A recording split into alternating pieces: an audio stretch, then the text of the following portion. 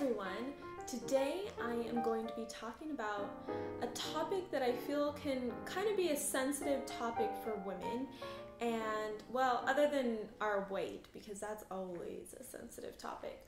But another sensitive topic is pregnancy, and I feel it just becomes a really sensitive topic for women in general. It's like, oh, either you're trying and it's not happening, or, you know, someone gets pregnant right away. It's like their husband can sneeze on them and they're pregnant, and it's kind of a hard thing among your friends, and miscarriages and weight and everything that goes along with it. So I thought I would sit down and kind of talk about my experience with it, because I wouldn't say it has been the easiest, but I know it could have been a lot worse. My husband and I will be married 5 years in December, which is crazy.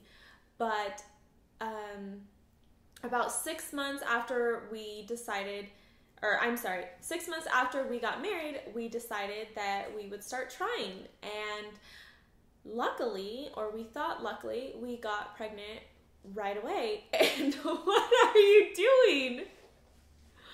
Sorry, my husband is crawling on the floor.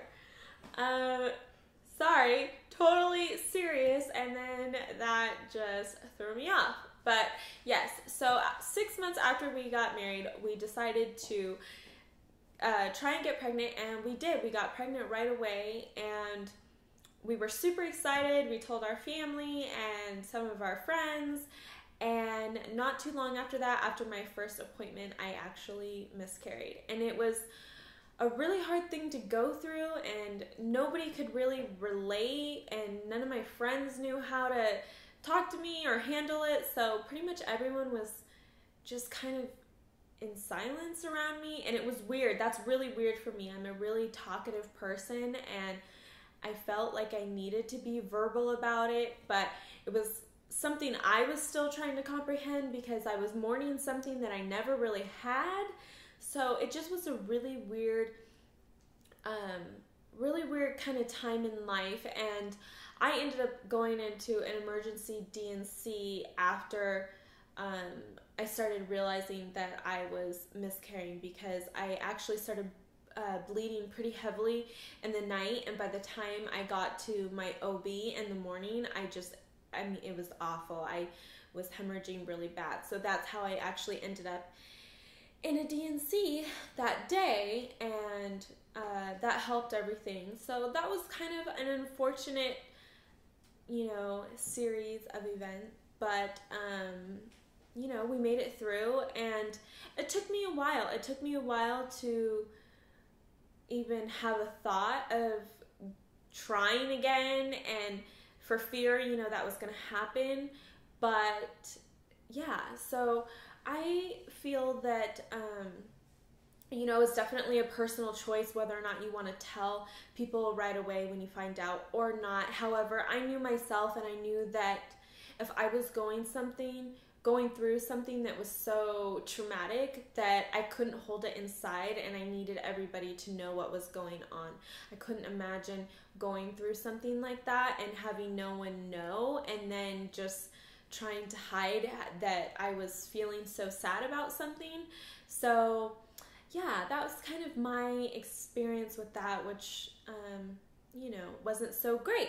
But 3 years later, or about 3 years later, my husband and I decided that we would try again, and we were lucky enough that I did get pregnant. And I had to go out of town, and I felt awful, but I thought it was just my illness. I really didn't even think that I was pregnant at all. I just kept blaming it on my illness, and a couple days later, got home, and then it kind of dawned on me, and I took a pregnancy test early in the morning. I didn't even wake Josh up, and I thought it said negative, so I was about to throw the test away, and then I was like, is that another line? And then I ran over to Josh, and he was still sleeping, and I'm shaking him, and he's probably going, what is going on? And I was like, is that another line? Is that another line?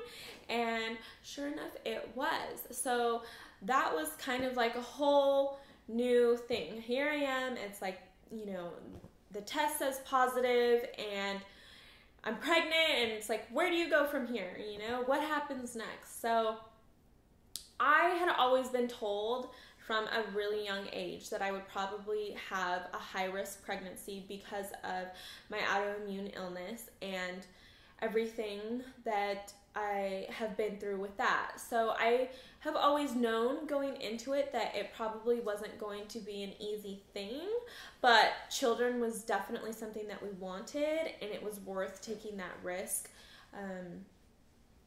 to try and see if we could make it happen. So my first appointment, you know, I was feeling awful. The first 3 months of my pregnancy were terrible for me. I was so sick and I didn't want to eat anything, and I felt like I was literally that typical pregnant woman you read in a book where it's like, oh, here, you may have 2 or 3 of these symptoms, and it was like, no, I have all 10. So was definitely the first 3 months, and luckily I didn't have any flares in the beginning of my pregnancy. It was just the typical stuff. So entering into my second trimester, you know, I started to, you know, gain some of the weight, and that's when I started to have some joint issues, and my fingers were swelling, and it was really random things. I was fortunate enough that I didn't really have the normal pregnancy swelling, but I did towards the end have the major joint swelling issues, like my hands, and it just, yeah, it was really painful. So the second trimester was kind of and then by the third trimester, it was just, I was done. And midway through, I did see a perinatologist, and for those of you who don't know what a perinatologist is, it's, you know, it's a specialist, and they deal with the high risk situations. And so I went and saw him, and he looked over everything and did an ultrasound, and everything looked good. So I really was blessed that nothing too crazy was happening. My baby was super healthy. It was just me that was having a really difficult time, like I said, especially that last trimester. I ended up in the hospital a couple times. I had some weird things show up. One time, it had to do with my blood clotting factors. It was showing that, like, my blood wasn't clotting at all. So we thought at that time that I was going to end up having him early. But fortunately enough, the next day, my numbers seemed to go up, and I did see a hematologist, and everything seemed to kind of check out. So that was kind of like our one major kind of scary thing, because I thought he was going to be premature. But we got over that, and then the last 2 months of my pregnancy, I did, for precautionary reasons, go in 2 times a week, and they would do, I'm forgetting the name, I was trying to remember before, and you guys could actually tell me if you happen to know or if you've gone through this, but I would go in and I saw a specialist, and they would do an ultrasound, and they would check the fluid levels, and then they would put me on the fetal monitor for about a half an hour or so, just to make sure everything was, you know, good with the baby, and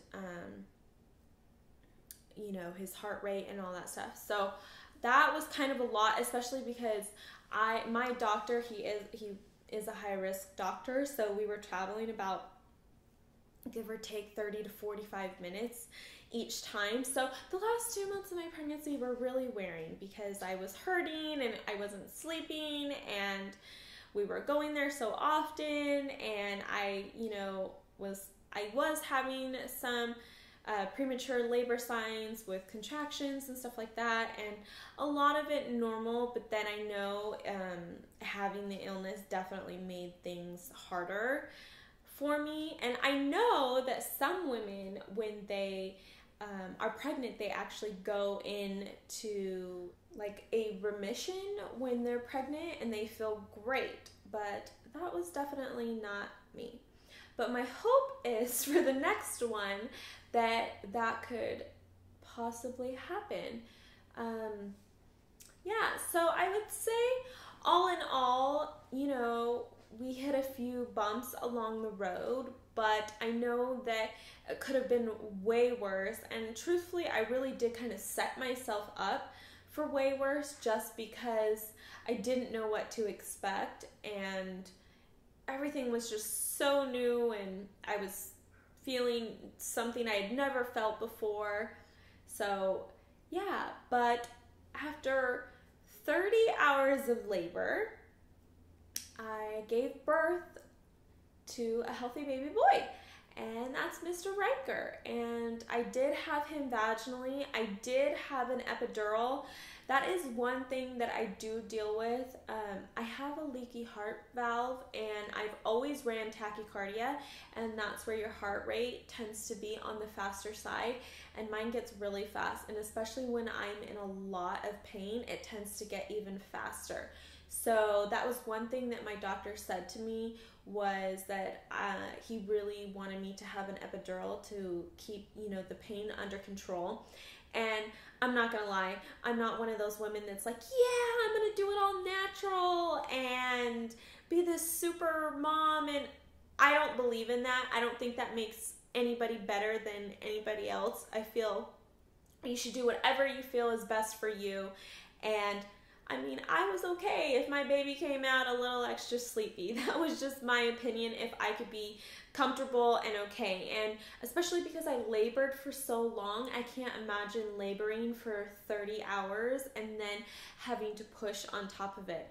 And I would say probably the last hour and a half or so, my epidural ended up wearing off quite a bit. So I did feel a lot. I was really uncomfortable, and I dilated from 6 to 10 within an hour. So it was kind of a crazy last hour of my whole laboring process. But again, definitely a personal choice.